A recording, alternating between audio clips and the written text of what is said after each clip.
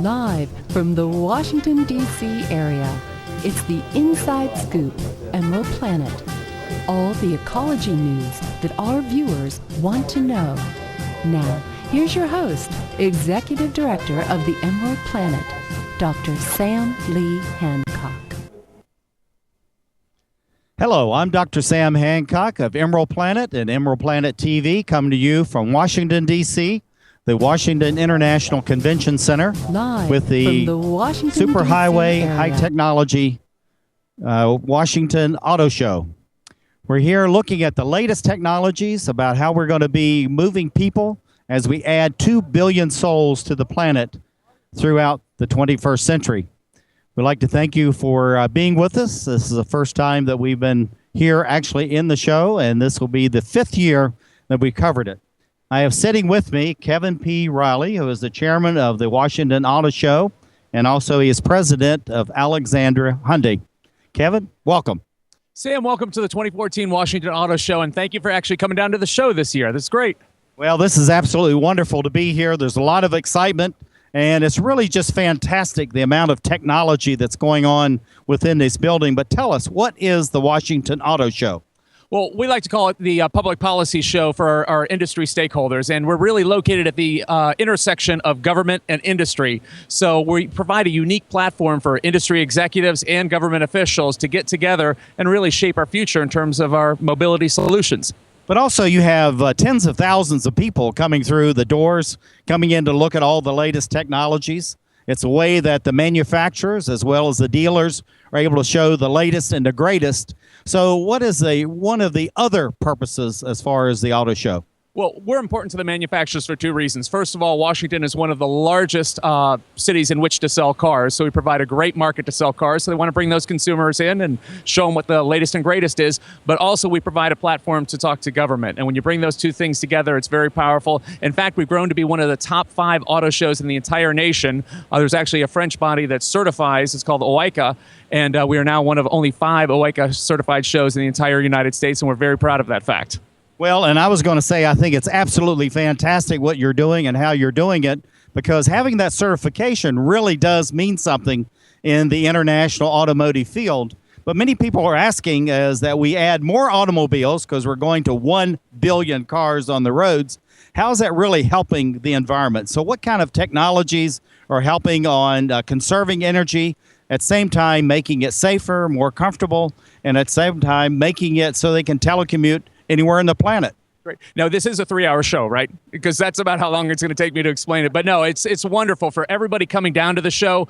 The technologies, a lot of times we think, oh, maybe it's battery EV, and how do I power my vehicle? But actually, in that particular segment, you're going to see hydrogen vehicles down here, battery electric vehicles. But it's also actually the actual composite materials that we use to make the vehicles. So BMW's i3 all-electric vehicle is actually made of carbon fiber. And that carbon fiber is sourced out of Washington State with a plant using hydroelectricity. And then that carbon fiber is shipped over to Germany and actually is made in a plant that uses wind power. So you can start to see how we have sustainable business practices going through the whole supply chain that ultimately end up on the vehicle. It's a very exciting time for us. That's an exciting time as far as the industry is concerned, and actually the world, because you're really showing the best practices that are going on in so many areas as far as alternative and renewable energy, zero landfill, which is another one of those LEED designed and certified buildings.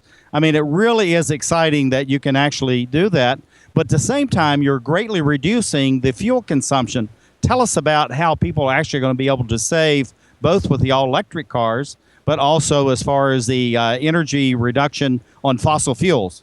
Well, first of all, I'd like to point out that we have hydrogen vehicles here at the show. And a lot of times people think, well, that's just something way off in the future. Well, actually, Hyundai has a vehicle that we'll be selling here in the United States this year. It's actually a Hyundai Tucson, and they announced it most recently, and they had an announcement here at the show that vehicle will be sold in Southern California, and a customer will pay $499 a month, and it covers all their maintenance and all their hydrogen. And it's a very exciting time in our industry because the tailpipe emission there, it's zero emissions. The emission is water. Now, Toyota, I want to to point out, too, we're here on the upper floor. Just a little bit behind me, they have a beautiful blue vehicle, and that's their hydrogen fuel cell vehicle, and that will be introduced next year here in the United States. So, again, in terms of where we're going with our consumption of fossil fuels, yeah, we're reducing it, our dependence on internal combustion engines in terms of raising fuel efficiency, but also using new sources such as hydrogen. Well, looking at the all-electric, many people say, yeah, but you're using coal, you're using nuclear, you're using whatever it is to produce electricity. And so what is the advantage to the planet of doing that? And I know, Kevin, that you're an environmentalist as well as having your own dealership, and you're well aware of that. Please share that with our audiences here and abroad. Well, it's really a balance, and we were fortunate on press day. We had the Secretary of Energy, Moniz, down here making a statement, actually announced a $50 million investment in cleaner technology vehicles. And really what he articulated is it's going to be an all-of-the-above strategy. So you're going to see hydrogen, you're going to see electric, you're going to see a lot of different technologies, which will ultimately help us get to where we want to be. And certainly there are challenges with battery electric vehicles because that has to be sourced from somewhere. And I would encourage your viewers to go online and research what are called well-to-wheel research and understand that energy that's created. Well, how is it created and how much carbon emission is created in the creation of that energy before it ultimately ends up in the vehicle? Well, you've seen many changes because your dad had the dealership and you've taken over and running the dealership right now. You went to Georgetown University, a very fine internationally ranked university. And so you've seen lots of changes as far as the automobiles over the years that you've been involved as a young student. What kind of changes have you seen, Kevin, that just 10 years ago you wouldn't even think would be possible? Well, I want to make 2 points in that regard. Not only the vehicles, but I also want to go back to the show right here because I worked this show back when I went to Georgetown to help make money. And I was in the late 80s. We were in the old convention center, and it was between Christmas and New Year's. And now with this world-class convention center of about 800,000 square feet, manufacturers bring their best product here to the show because they have the space to exhibit it, and they want to put their best foot forward in front of government. And so what that means to the consumer and the people coming to the show is they're going to see the best that these manufacturers have to offer, which is really exciting. Now, in terms of the technology in the vehicles, what I was selling 26 years ago and to now, I mean, it just makes your head spin. I mean, I could, again, if it's a 3-hour show, we could certainly answer that. But I would say, safety and fuel efficiency are the two things that are dramatically changing in our industry. Well, also, too, and I've said this half jokingly, but it really is true, you have these supercomputers and you have a car attached to it. And so we're looking at it differently as far as what's going on with that. So share about computerization and also how these cars really are linked to the world in telecommunications. I mean, they're really a floating electronic platform. Well, yeah, and actually that brings up a great subject, which is the autonomous vehicle. I had the good fortune to be out of Google and saw the autonomous vehicle out there. And in terms of us being linked, I mean, at one point we all will be linked because our vehicles will sense through radars and sensors the vehicles around us, and that's going to make us safer. So if I'm about to hit somebody, that car is going to stop. But the great thing is we don't have to wait for that. That technology is already incorporated in many of the vehicles you'll see here at the show today. Blind spot detection, lane departure warning, all those technologies are linking us together and understanding the movements of our vehicle and ultimately make us safer. Well, the whole thing is we've been talking about safety, comfort, telecommunications, fuel efficiency, but these are just good-looking automobiles. And whether they're trucks, they're cars, I mean, they really are good-looking. So attest to the new designs are out there, why the new designs, and where are we going to be going in the future as far as really the designs of these, what we'll call people movers. Yeah. So a lot of these cars can appeal to your brain, and they make perfectly logical sense, and you're happy, you're helping the environment by reducing emissions or what have you. But at the end of the day, it's certainly got to make your heart race a little bit more. So you're going to want to see just a wonderful, inspiring design on the vehicle. And regardless of the manufacturer you're looking at, the designs coming out today are unlike anything other. And it goes back to your other question, the designs that we saw in the late 80s versus now, I mean, dramatically different. Although I must say people should stop by and see the Corvette Stingray right here, because if you want a little bit of nostalgia in your brand new car, you'll see some of those lines come out. But again, it has all the new technology. So there's a lot of the automobiles here are actually going back, the retro look, but yet they're still the latest technologies that they have. Looking at your own dealership, you're the president of your own dealership. You've been on the board of WANADA, which is the Washington Area New Automobile Dealers Association, and then you're chairman of the show. But what are you seeing through your dealership as far as the technologies, the service, and the longevity of these new vehicles? Oh, great. Yeah, certainly longevity. We see that as compared to 20 years ago. These cars are lasting a lot longer.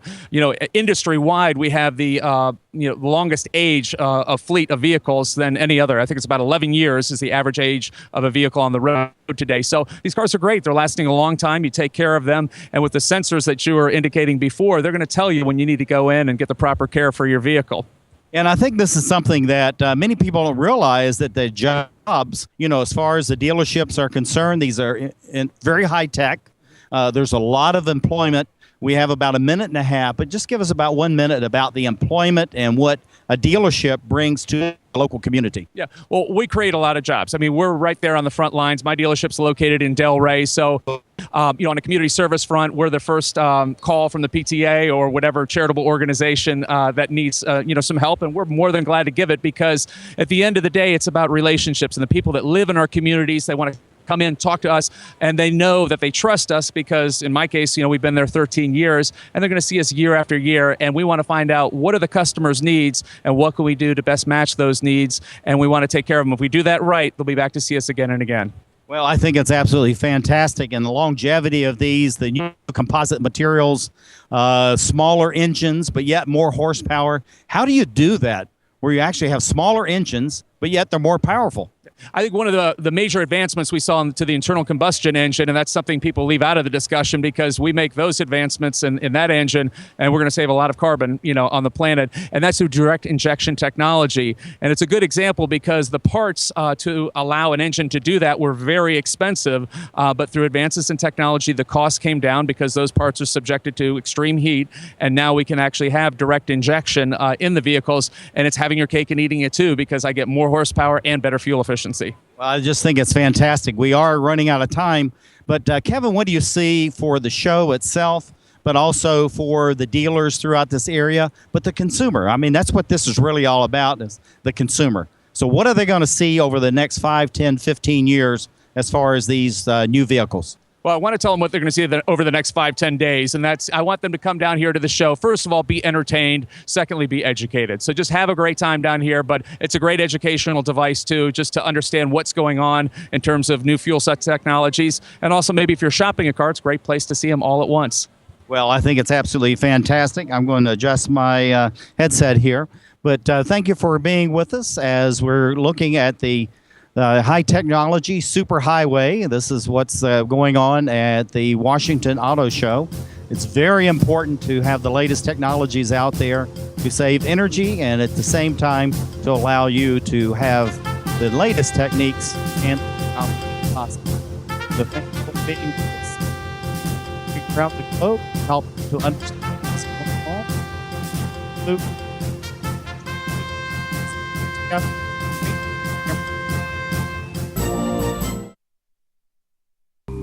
Around the world, 1 out of every 3 women will be beaten or otherwise abused in their lifetime, often by a family member or loved one.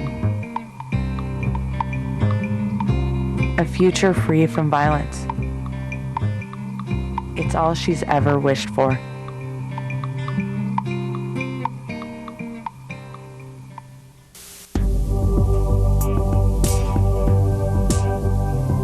Did you know you have the power to stop children from joining gangs? You can help a father find a job and home for his family.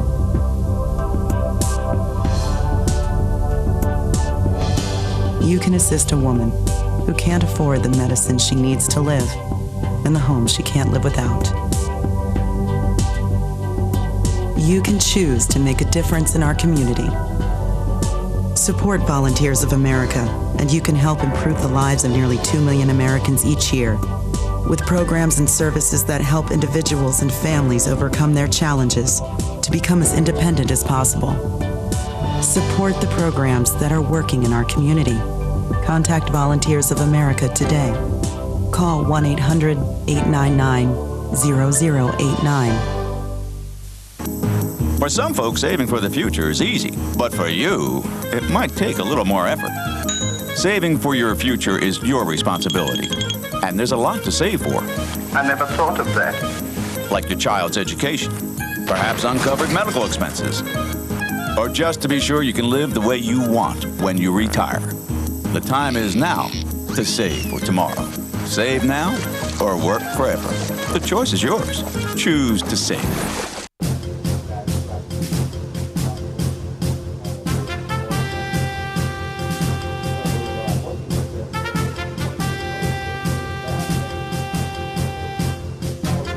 We're back to the Inside Scoop Emerald Hello, Planet. I'm Dr. Sam Here again, Hancock, the President, Executive Director of Emerald Planet, and also the Director and host for the Emerald Planet TV. We're coming to you from the Washington International Convention Center at the Washington Auto Show. This is a public policy show, one of the top-ranked shows actually within the United States and also around the globe. And we're looking at the latest technologies, the technologies that are making a difference as we look at the new people movers as we go through the 21st century. And as we go beyond 1 billion vehicles on the roads, what are we going to be seeing in the future? We have a gentleman who has actually been putting these on for many, many years. He's Robert D. Yaffe. He goes by Bob, president of Yaffe Exhibition Services, called YES. And yes, Bob, thank you for being with the Emerald Planet. Thanks for having me, Sam. Glad to have you here. Tell us about the exhibition services, and we'll talk about what you've been seeing over the last 30 or 40 years that you've been involved in everything that's going on with all these different automobile shows. Well, I've been involved with auto shows for the past 30 years.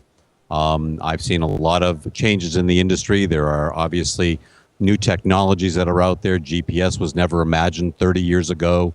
Alternative fuels were never imagined 30 years ago. So we're seeing a lot of different changes in such. What I do is I manage shows, I sell space, and I make sure that the full production of the event takes place so that whether it's an OEM who's participating or a consumer who's attending, everyone's very much aware of the show that's in town. We make sure that it's a great place to visit, safe place to visit, and we want to bring a lot of attendees in here.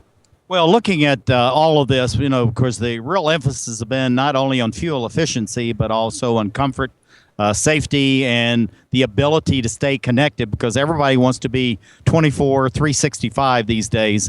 And so looking at the show, how do you do that so people come here, they feel that they're safe, they're comfortable, but at the same time, they're learning and they're interacting with the manufacturers so they know what it is that they really want and what's going to best serve their needs? Well, it's a unique product on a consumer basis because everybody has some interaction with an automobile. Either they drive them, they own them, they sit in them. And everybody also has different technologies that they want to be involved in. So the cars have been around a long time, and that evolution of the automobile from race cars and luxury cars now to connected vehicles and soon to be autonomous driving vehicles is part of that evolution. And what the auto show really does is it allows buyers and sellers to connect. Consumer guests come in and they want to talk to manufacturers about the features and benefits of buying a vehicle for their own personal lifestyles. So you may have a young person, you may have a senior person, or anybody in between, and they have different needs that they have for that vehicle. It might be a comfort factor, it might be an aging individual, it might be someone a parent who wants to buy an extremely safe automobile, and that's what the automobile industry offers, and that's what the auto show offers, are a whole variety of opportunities and the opportunity to get an answer to every question that you could have about the product. Well, looking at everything that you've been doing, you've been around for the 30 years. You provide real professional services because I've had a chance to observe you for a number of years that you've been involved with the Washington Auto Show. So we say this is really a non-threatening, it is a comfortable environment for people to come and ask their questions, to kick the tires, sit in the vehicles. But how do you do that? Because it really goes back to a lot of the services and the attitude, the work that you do to really do this. And so how do you do that so you really have it, they really get into what it is they want to know. At the same time, the dealers, the manufacturers feel like they have a full opportunity to share their story. Well, there are different levels of auto shows, and the Washington Auto Show is fortunate to have one of the higher levels. We cater to a lot of policymakers, So we have an upgraded automobile show here anyhow. Plus, the marketplace alone is one of the largest markets in the United States and one of the most affluent markets in the United States. So manufacturers have, through our story, been able to upgrade their exhibits. What that really means is you're seeing less and less dealer sales folk interaction, and you're seeing more and more interaction with manufacturers about the product, whose sole goal is to try to get you to buy that vehicle, but they're not going to pressure you. We like to say that the only pressure at the auto show are in the tires. I love that. That's really good. But looking at, the pressure and the opportunity to really explore all their questions and all that, being at this 30 years, what changes are you seeing as far as the customers are coming in, and what are they now asking that maybe 5, 10, 15 years ago they really weren't that concerned about?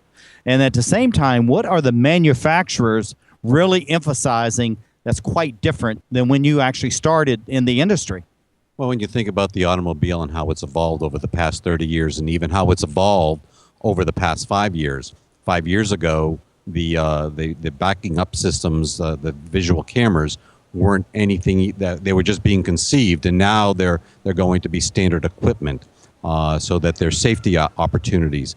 GPS 10 years ago wasn't even out there, and now it's there. Internet connection 30 years ago, there wasn't, unless you're Al Gore, there wasn't even an internet, and now everyone is so connected wherever they are. And those are the things that the automotive industry are changing with the times, so that they're delivering a safer product. They're delivering an opportunity so that you can be connected, that you're not going to miss a phone call. Their safety initiatives are being enacted so that not only the car is more safe to drive in, but the drivers are less distracted. And that's what we're beginning to see in the industry. Things like Google Glass, so that you can get your messages and your phone calls and you don't have to take your hands off the road, off the wheel, and your eyes off the road. Those are the types of things. And that's really what the connected vehicle is all about, and the autonomous driving vehicle is all about. And those are the types of questions that consumers are asking, because they're hearing a lot about it when they're talking, when they're watching the news or TV or any of the stories. So they're finding out about all that technology, and they're pushing for more of that technology. And that's what's pushing sales. The consumer drives sales. At the end of the day, the consumer will drive the sales, and the manufacturers will deliver what those consumers want. Well, looking at this is really an opportunity for the manufacturers to come and interact directly with the consumers. And so it's really a continuous loop as far as information is being passed from the consumers to the manufacturers. The manufacturers review this. They come back and they keep refining the vehicles they have. What is going on in the environment within the Washington Auto Show, and by the way, all the other auto shows that you're involved with? So this continuous loop is going on, and it's not just a one-shot deal. You come, you see, you enjoy, you go home, and then you're waiting till next year. It really is a 365 event. How does that happen, Bob? Well, it's a 365 event, because what the manufacturers are here doing, not only are they promoting automobiles, but they're also doing informational surveys. So they're actually finding out from their their customers and potential customers, what do you want to see in our vehicles? So that interaction is a two-way street now, whereas it used to be in the past a one-way road. It's two ways, so that consumers are able to tell manufacturers what they want to see in an automobile, and if there's enough desire for that, the manufacturers now build that. What makes the Washington Auto Show special is that we get to interact with policymakers, members of Congress and the departments and the administration, so that a lot of what the consumers are asking for will eventually need to be regulated, or at least approved in a safety aspect or a mileage aspect, whether it's biodiesel or whether it's electric or whatever the fuel source is. So it gives the government the opportunity to interact with the manufacturer, who's already interacting with the consumer. So we've created in the Washington Auto Show that cycle, and that's where this show is unique. There's no other show in this country that obviously has Congress at its doorstep, but there's no other show in the world that uses their venue for an auto show to talk to their policymakers. I think that's absolutely fantastic. And the group that we really don't want to forget is that this is the capital of the United States. It has great influence as far as the world is concerned. There's about 200 different embassies and consulates here, and also we're a short hop, skip, and a jump away from the United Nations. So how does this international component, because we have tens of thousands of high-ranking diplomats and officials from all over the world, how does that actually factor into the Washington Auto Show? Well, first of all, I'll tell you it's a very daunting task. We've had the President of the United States visit us.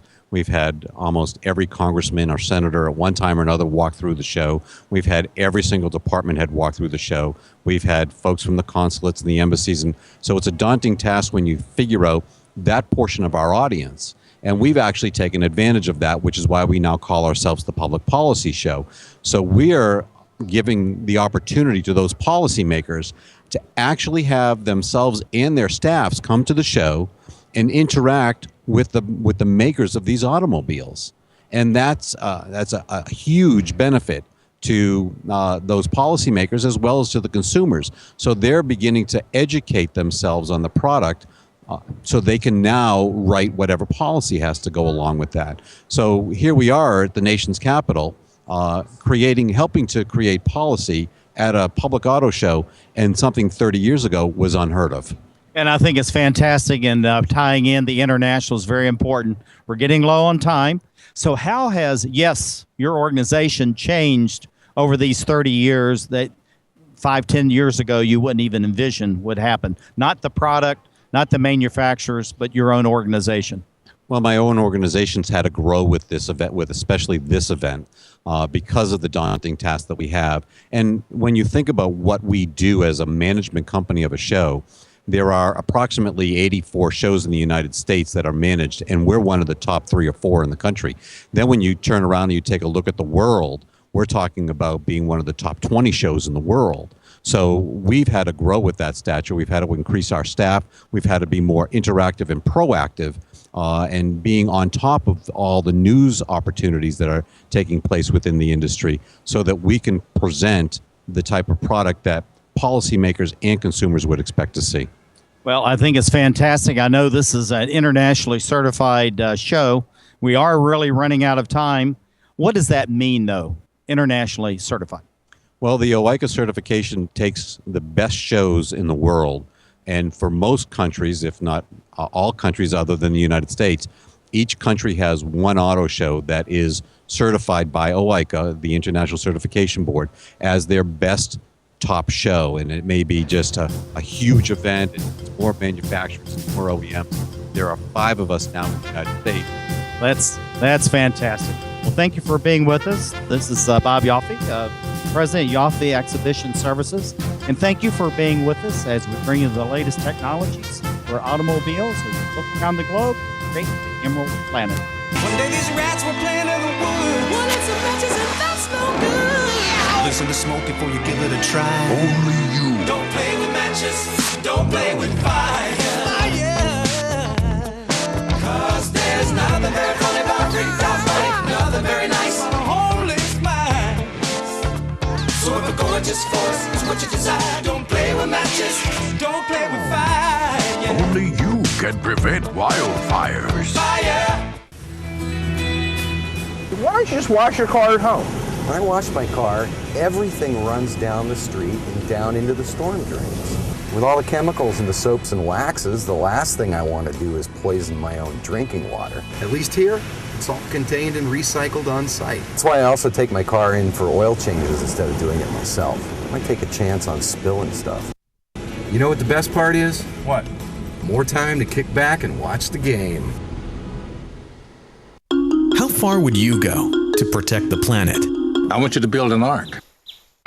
Here we go. Okay, that's good. Oh, okay. Ow! Maybe there's another way. People, the flood is imminent! Is it too much to ask for a little precipitation? Go to fightglobalwarming.com to find out what you and your community can do to reduce global warming pollution.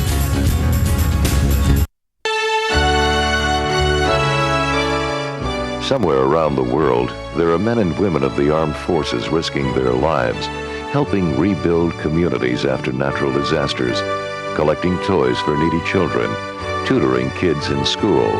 These are your sons and daughters who work to keep us safe, secure, and free. Dedicated men and women who put their country first.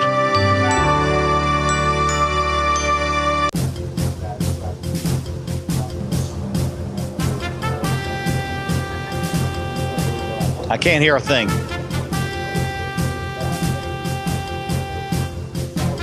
We're back to the Inside Scoop Emerald Planet. Here again, your host, Dr. Sam. Hello, I'm Dr. Sam Hancock. I'm the President, Executive Director of Emerald Planet and the Director and host of the Emerald Planet TV. We come to you each week looking at 144 different nations for those 1,000 best practices, the technologies, the services, and the products that are making a difference as we move through the 21st century. And we have a milestone coming up before we reach 2050. One is that we'll have 9 billion people on the planet. We're going to add about 2 billion new people by 2050. And at the same time, we'll have over 1 billion automobiles, which are light cars and trucks, on the roads all over the planet. And so we have a true expert sitting right beside me. His name is Warren Brown. He's the automotive columnist for the Washington Post. And Warren, welcome to the Emerald Planet. Good to be here. Good to be here. Emerald Planet is a pretty good. I like that. Well, we like having you because you are truly an expert. We said we're going to have Warren Brown. They said you couldn't get anyone any better than Warren Brown of the Washington Post. Tell us a little bit about your background, but also, Warren, I want you to tell us what is the Washington Post, because this is international, not just in the local area. Okay, well, my personal background is I grew up in New Orleans, okay, and I went to Xavier University undergraduate school, Columbia University graduate school. I've been at the Washington Post since 1976. I've been covering cars at the Washington Post since 1982. And I am completely biased when it comes to the Washington Post. I simply think it's the best news organization around, national and international.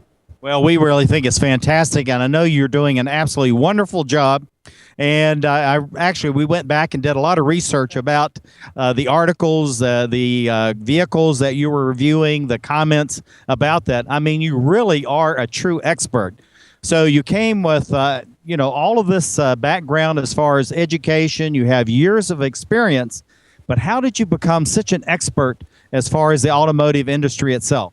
Through basically just climbing a steep learning curve. I'm blessed. My job, I go all around the world talking to the best automotive designers, engineers, and what have you. It's like taking a graduate course in automotive technology, except that I get paid to take it, which is glorious. I like that. Well, I think it's absolutely fantastic. But the other side of that, you're being a little bit modest, is that people in the automotive industry actually come to talk to you, to seek you out, and to have you share with them. So what built this relationship? Because that's relationship building. Honesty, basically, honesty. I see myself as a servant, and I serve the readers and the buyers, the readers of the Washington Post and the buyers of automobiles.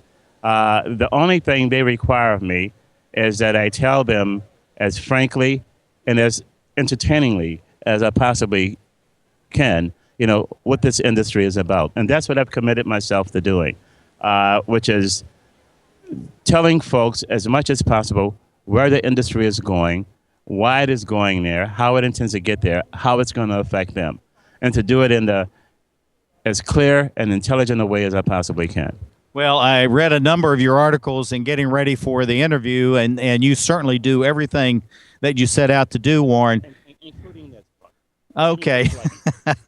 That's okay. We'll let you got to speak into the microphone or nobody's going to hear you. Okay, all right, fine. Every year, for the past 2 years at least, I've been trying to do a book explaining what the technology is in these cars, why it is there, and how it is changing. And so this year we've done All Things Connected, which is looking at all of the electronic interfaces that we have in the various and sundry automobiles. Well, I said this before, and I'll say it again because it's really a segue into this, Warren, is that you have this fantastic computer and you attach a car to it. So now you got us talking to the microphone, Warren. Okay, now hold on just a minute. I'm not finished. But looking at this, the whole thing is that we really do have this wonderful technology. So what have you seen as far as the changes of the technology? Every last one of these cars on display in this building, upstairs and downstairs, have certain elements of what we call connected technology.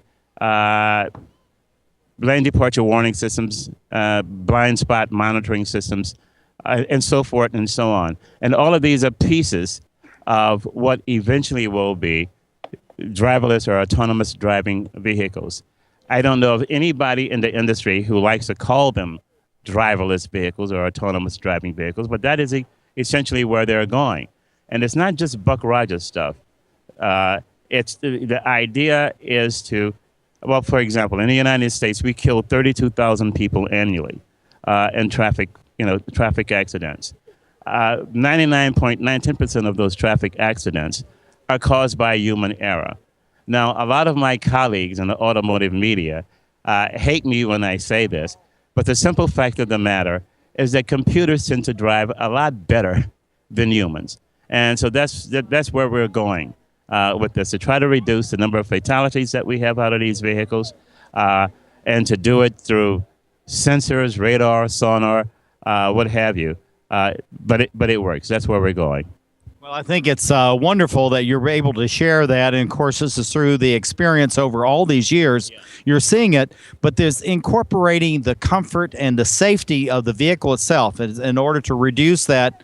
But looking at the manufacturers, in the old days, it was like, we'll build it and they'll come and buy it. Now it's almost like they're tailoring each individual car or truck to the client. So how are they able to have this interface so that you know what it is that you're really buying and how it meets your needs as far as you individually and also for your family? Well, the manufacturers have really changed in terms of mindset. Literally, Doc, what they used to say is, we make the dog food, we put it out, and the dogs come and get it. Not exactly glamorous way of talking about your consumer base. That has completely changed. Every single manufacturer is under pressure from somebody's government to make these cars safer, to reduce CO2 emissions, which contribute to smog. Okay, to reduce CO2 emissions and to improve safety. And so you see a kind of a corporate schizophrenia when you walk around this show, when you walk around any car show. On the one hand, you look at the billions of dollars that are being poured into improving safety, reducing CO2 emissions, reducing fuel consumption. And then you have something like the 400 horsepower Corvette Stingray, or 350 horsepower, 400 horsepower Chevrolet Camaro, so forth and so on.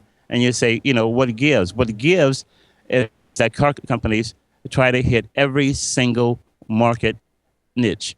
And the reality is that there's a buyer out there for that 400 horsepower car, but it is not the same 400 horsepower car that they used to sell. Now, the Corvette, for example, came out in 1953.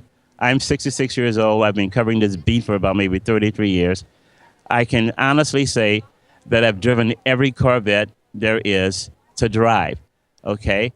This is actually the best Corvette ever made. Why? Because I have a 66-year-old body, Doc, and this Corvette doesn't beat me up. I don't feel like I have to take a rest after I finish driving at 15 miles. It is tight. It is light-weighted, as you may have heard the term, meaning that they use lots of carbon fiber, composite materials and what have you. It is an absolute joy to drive. Also, the interesting thing is, even though it's 400 horsepower, it still gets pretty close to 30 miles per gallon on the highway. That, to me, is a major breakthrough. And it is the industry walking a tightrope, trying to please a horsepower driving enthusiast, also at the same time trying to stay on the right side of the law, not only here in the United States, but all over the world. Well, looking at, they've greatly increased the CAFE demands as far as the energy efficiency on the automobiles are going to over 50 miles per gallon. I guess that's a kind of an industry standard or an average across the manufacturers. What are they doing more? And you just talked about the Corvette and this delicate balance, but they're going to be doing across all the platforms, and whether it's automobiles or trucks. So what are they doing that's different in the 21st century that they were not doing in the 20th in order to actually, proverbial, have your cake and eat it too? They're thinking, okay? That's one thing they're doing. An example of thinking would be, for example, a new Ford F-150, which is an all-aluminum truck. They're taking chances. Imagine, for example, Ford has been calling it Ford Tough. We can roll over anything. Ford Tough is slightly contradictory to Ford Lightweight, with aluminum. That all-aluminum body truck is 650 pounds lighter than the previous Ford F-150. So you take that lightweighting and you put it in conjunction with Ford EcoBoost technology, and I'm going to guess, I could be wrong, I almost hate to say this until the numbers actually come out, but I'm going to guess that this Ford F-150 is about 25% more fuel efficient than any of its rivals.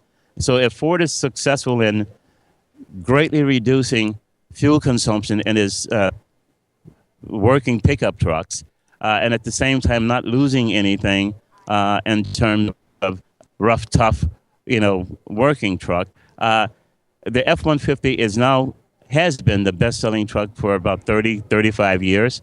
My hunch is that if Ford is successful in this gamble, it is a gamble, but if Ford is successful, it'll be the best-selling truck for the next 35 years. Well, we're running out of time, and it's every time we sit with you, it's almost like setting the feet of a PhD in automobileology. How about that for a new word? But what do you see for the next 5, 10, 15, even 30 years as we move into the future?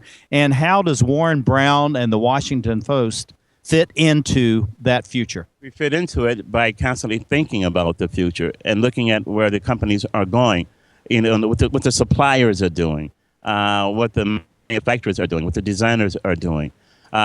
Where do I see this going?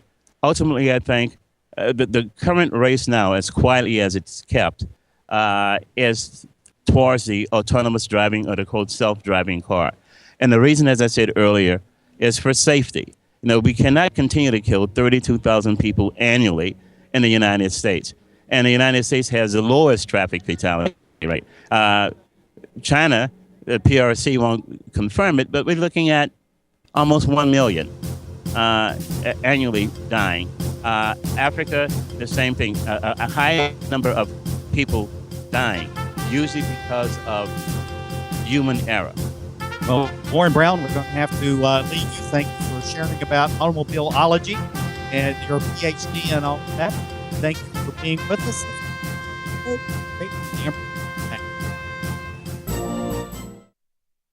Dr. Sam Hancock, President and Executive Director of Emerald Planet and the Director and host of the Emerald Planet Inside Scoop television program, which we bring you each week.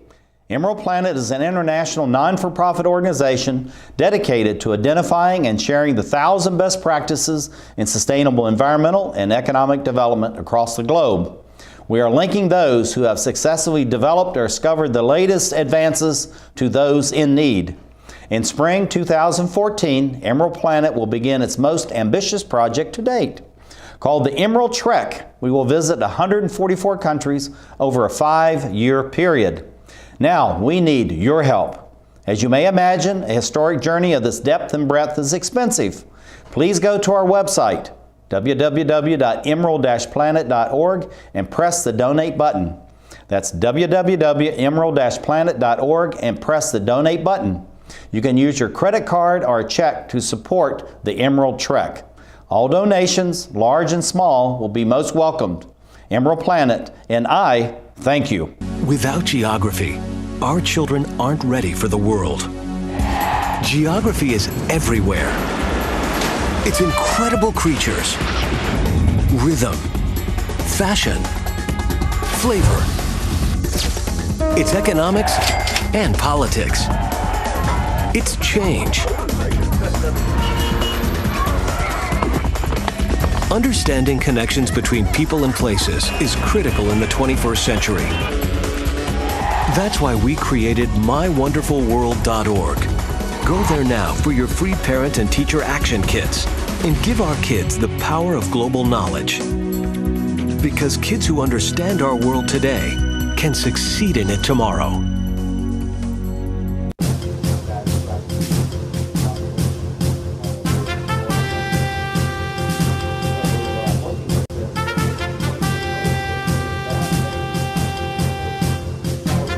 We're back to the Inside Scoop. Hello. Emerald Planet. Sam Hancock of Here Emerald again. Planet and Emerald Planet TV. I'm the executive director and president of Emerald Planet and director and host of Emerald Planet TV. That we come to you from Washington, D.C. in the United States each week talking about the 1,000 best practices, the technologies, the services, and the products that are making a difference as we move through the 21st century. And one of the biggest changes as we add 2 billion new people to the planet is how we're going to be able to provide adequate transportation for the individuals and families, and at the same time to be able to protect the environment. I have a gentleman sitting right beside me. He is third generations in the automobile industry. It's Jared N. Murphy, goes by Jerry. He is an attorney. And he's the president of the Washington Area New Automobile Dealers Association, WNADA, and also he's the producer of the Washington Auto Show. Jerry, welcome to the Emerald Planet. Nice being here with you, Sam. Thank you, sir. Appreciate that. And glad to have you with you. And I know that you traveled a great distance to get here to be on time, and we really appreciate it because we want you to tell us a little bit about WNADA itself and then about the auto show. Well, the association goes back to the beginning of the automobile industry at around World War I, around the time you and I were born. And in 1917 is when it began, and the first auto show, I think, was in 1921 in the District of Columbia. And the association was a D.C. organization to the extent that it was just District of Columbia dealers until about 1953, when it expanded to the national capital area. In other words, the Beltway area. There wasn't a Beltway in 1953, but you get the idea. In other words, Northern Virginia and the Maryland suburbs. And it's essentially to promote the automobile business here is what WNADA's charge has always been. And you do that most dramatically with an auto show. And we've had an annual one, I think, for 60 of the 97 years we've been around. I tell you, it's absolutely fantastic. It's high energy. There's a lot of interaction between the consumers, the manufacturers, and the dealers in this area. And the automobile industry is a huge industry. It has great impact on the economy, both locally, regionally, and internationally. What have you seen that changed, Jerry, over all these years, going back to your grandfather and coming forward into the 21st century as far as the automobile industry itself? The industry itself is certainly global. I mean, it's international. It's no longer, a national phenomenon like it was, at the time of the Great Wars and such like that. It's very much a global international phenomenon, and it's all over the planet. The U.S., of course, is the biggest market, but the design of cars is really what's changed today. I mean, they're eminently safer than they were when they didn't have seat belts and they had a lot of metal in the passenger compartment, and let alone airbags or anything like that. They are so much more technological. I mean, they're like the first computer. They're far advanced over the first computers that took the men to the moon back in the late 1960s. And as far as the ordinary consumer is concerned, it's an extension of your living room. I mean, you get into your car and you got more stuff in it probably than you do in your house, including the easy chair. Well, this is something I've said when I'm talking with other people about. You have this magnificent computer and telecommunication systems, and there's an automobile, either car or truck. It's actually attached to it. But looking at these changes and how it's brought the safety, the comfort, the fuel efficiency, What have you seen over these 3 generations that really impresses you the most that you just thought possibly you'd never even see within your lifetime? Well, I guess one of the things we spoke about safety a minute ago, but of course the environment, which is your forte. You can't commit suicide with the garage door down and the engine on anymore. That's how non-toxic the tailpipe emissions have become, and not to suggest that they're where they need to be. But the alternative fuels today that we're on the cusp of, I mean, there's so many different approaches to the regular gasoline engine out there that we're beginning to experience is really extraordinary. Well, you have over, I think, 250 thereabouts as far as members of WANADA itself. And I know that you've seen huge changes from the time you're working with your dad and as you've been managing this association now almost 40 years. So how has the relationships, 30 years. Okay. Well, okay. Well, but, looking at all these changes as far as what do you see as far as the changes in the dealerships themselves? Their work in the community, their commitment to the community, but at the same time, the types of products, the automobiles, the trucks, other vehicles that they're providing to their customers over these 30 years then? Well, it's what they are today is more centralized than they used to be. Used to have a lot. They were all single point organizations, and today they're connected. A typical dealer organization won't just consist of one franchise or one location, but likely many franchises and in some instances many locations. And you've seen families in this market expand into that all used to be in the District of Columbia. At one time there were 70 dealers within the District of Columbia, within the city. Now there's none. They're all in the Maryland suburbs or Northern Virginia, but it's still the same families in many instances that they're involved in these organizations, second and third generation dealers. Well, looking at the financial impact, I know this is something that WANADA itself studies and is very keen to know more about as far as the impact within the local communities. So what have you seen as far as the economic development impact of these various dealerships? And they seem to, regardless of what the economy is, to constantly expand, providing new facilities and, as far as the new vehicles themselves, it's legend as far as the changes going on. So what do you see as far as the economic impact, and what do you see maybe for the next 15, 20 years, Jerry? Well, the dealers themselves are nothing more than a reflection of consumer demand, and the Washington area market is among the strongest markets in the U.S., if not the world. I mean, you've got a very affluent population here of consumers with much buying power, and a lot of that translates into high-end sedans. You've also got a very highly educated population here that goes hand in hand with that. And it just makes it an incredible automobile market, and the automakers know and appreciate that. Well, you've really evolved. I'm talking about you, Jerry Murphy, yourself, as far as being the head of the WANADA, and then the association itself, because you have this national public policy thrust now. And it's a real emphasis, and it makes WANADA and the Washington Auto Show truly unique. You're in the shadow of the U.S. Congress. You have the White House literally just within probably a mile or so of here, and yet you have almost 200 embassies and consulates, not counting all the thousands of professional associations.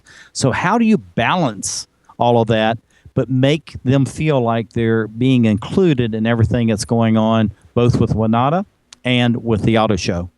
Well, what we've been able to do is niche and leverage ourselves as the public policy show on the global auto show circuit that the OEMs have established around the world. We were OICA certified this year.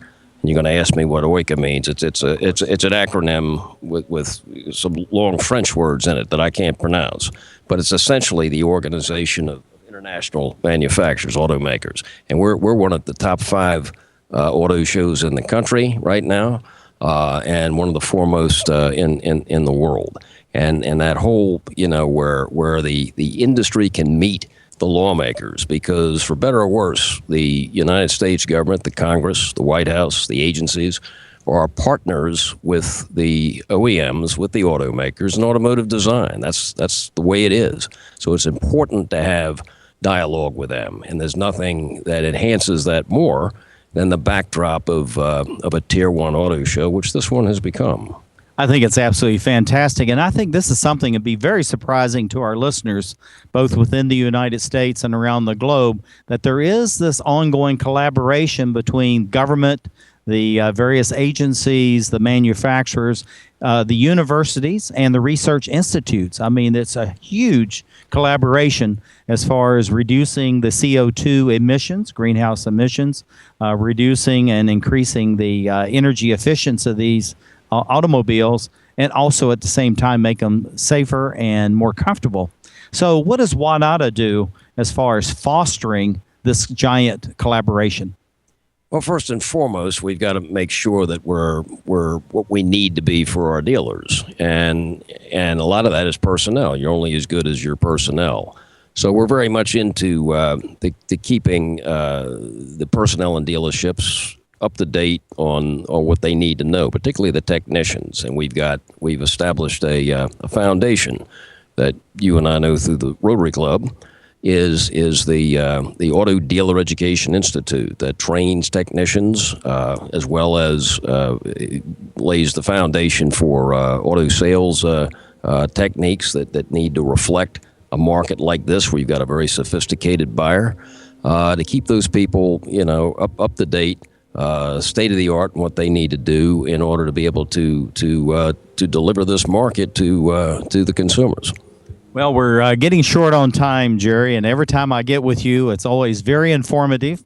So much information to share.